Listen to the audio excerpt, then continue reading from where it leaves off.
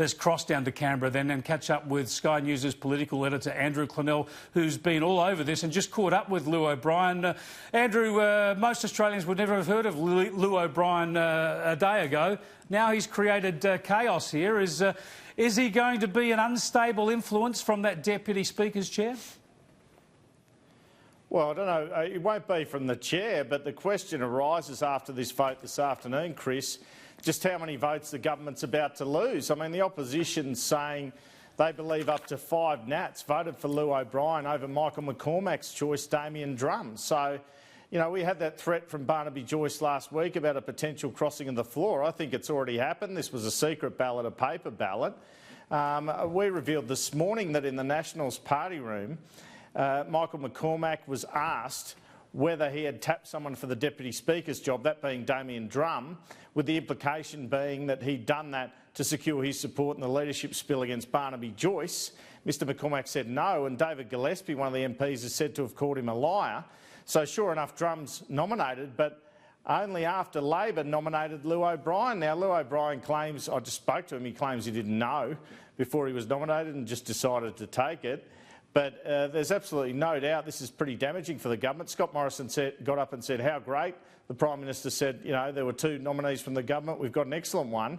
He's trying to maintain a dialogue with Llew O'Brien.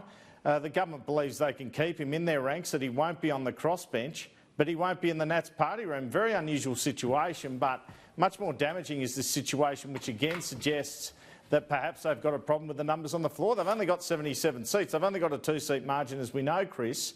And in that vote, they only got 67 votes. 67 of the 77. Now, Labor and Mr O'Brien got 75. If you had Labor and all the crossbenchers, that was 74, but I doubt everyone was there. That's where you get the suggestion as many as 5 Nats might have moved over. Certainly you'd have to think Barnaby Joyce was one of those who voted against the government there. Yeah, secret ballot makes it interesting. Look, pretty clever ploy by Labor, but as you say, it could only come off with support from some disaffected Nationals. You, of course, Andrew, were the first to catch up with Llew O'Brien afterwards. Let's have a little look at what he had to say. To serve in the Parliament as the Deputy Speaker is also another privilege. It's something that I've looked at and thought I'd like to do, and now that I sit outside the National Party, I decided to accept the nomination as an LNP member for Wide Bay and a proud member of the Morrison government. So I'm very happy. I'm happy to succeed. Now I've got to get about the job of being a good Deputy Speaker. Do you think you can stay in the government, having gone against, I guess, Michael McCormack's nominee? You're happy to stay in the government? I will be staying in the government. That's my plan. So, Andrew, I'm a simple bloke from Adelaide. Explain this to me. Is he part of the government or not? Does he stay a member of the party or not? Well, it's not the easiest thing to explain, Chris. He's in the Liberal National Party room, the joint sitting tomorrow, but not in the Nationals Party room. So he told Scott Morrison last night about how he was leaving the Nationals Party room. He and the Prime Minister are scheduled to meet again tonight. So the PM needs the number, and he doesn't really care, I guess, if the bloke supports Michael McCormack or not. So yes, he's still in the government, but I think we've had an indication today that he could well cross the floor, as could others. Yeah, so he doesn't resign from the LNP in Queensland, but he doesn't sit in the Nationals party room. But when they have a joint coalition party room, he sits in it. So it's sort of it's an each way bet, isn't it?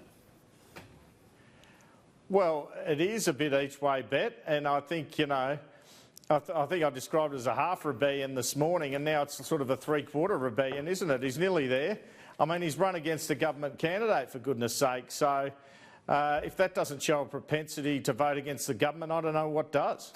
Just finally, Andrew, tell me about what will be going on here. Will there be attempts to try and woo him back into the National Party room, to paper all over this? I mean, really, it's an ugly start to the year. As you mentioned, you're talking about a 2-seat majority. They need to be as unified as they possibly can, and this is a shambles. No, I think there'll be an acceptance. He won't come in the Nationals party room. Not only that, but he's a number for Barnaby Joyce, not for Michael McCormack, so McCormack probably won't even want him there. But there will be attempts to woo him by the Prime Minister in terms of keeping him in the government and keeping his vote. So you've almost got to treat him like a crossbencher. in that respect, I guess, Chris, but we'll know in the next couple of weeks how that's all panning out. But I'd suggest the electors of Wide Bay are going to have some good news in coming months with Mr O'Brien taking this particular position. This is the danger, I guess, of hung parliaments, of small majorities. You get situations where backbenchers have a lot more power than they ordinarily would. What we thought might have been a pretty boring parliamentary year is anything but so far. Thanks, Andrew. Appreciate your time.